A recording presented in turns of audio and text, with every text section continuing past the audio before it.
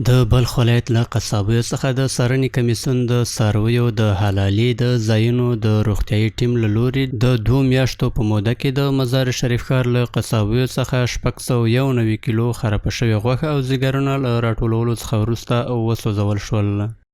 حدود د اندازه د 200 کیلوګرامه شاوخوا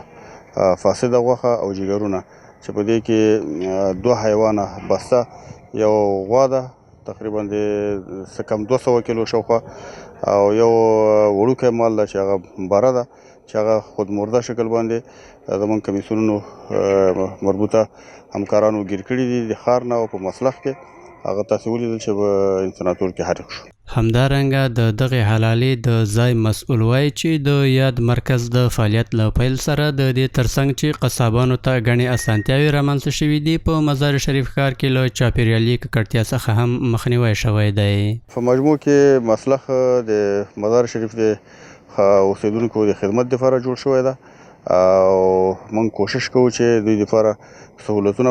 برابر کړو، د قصابانو لپاره سهولتونه برابر کړو او د ښار د آلودګي او د محیط زیست د صفایي لپاره هغه په نظر کې لرو چې فرضاً مهمه ګټه یې همدغه ده چې په مسلخ کې ذبح وشي، دلته رودې او هغه اضافي شیان دا دلته پاتې کېږي او هغه موږ ښار ته نه انتقالوو، په ښار کې په کوڅو کې هغه نه غورځېږي. نو د هغه لپاره ښار په صفایي کې د مسلخ شتون دا رغنده رول لري. ورته مهال د دغه دولتي مسلخ مفتش له هیوادوالو څخه غواړي چې د غوښې اخیستلو پر مهال دې د مسلخ مهر او لیول ته پام وکړي.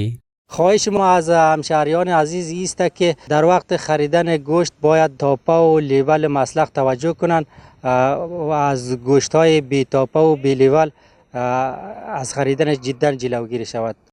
د شته معلوماتو له مخې له قصابیو څخه د څارنې کمیسیون د روان کال له پیله تر اوسه پورې د یاد ولایت په کچه 2000 کیلو خرابه شوې غوښه او ځیګرونه راټول او سوځولي دي.